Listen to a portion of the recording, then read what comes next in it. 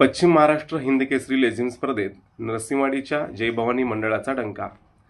पश्चिम महाराष्ट्रातील सर्वात मोठ्या हिंद केसरी लेझिम स्पर्धेत नरसिंहवाडी येथील जय भवानी लेझिम मंडळाने प्रथम क्रमांक पटकावत हिंद केसरीचा मानाचा चांदीचा गदा आपल्या नावे केला।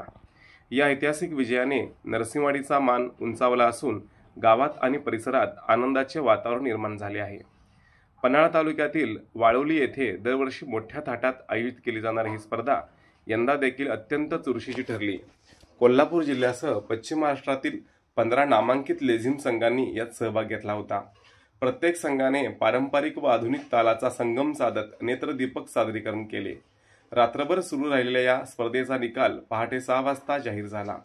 त्यावेळी जय भवानी मंडळाच्या सदस्यांनी आनंदाच्या घोषणांनी परिसर दुमदुमून टाकला।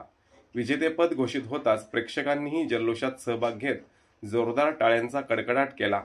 स्पर्धेच्या अखेरीस मान्यवरांच्या हस्ते जय भवानी मंडळाला हिंद केसरी व चांदीचा गदा देऊन गौरवण्यात आले।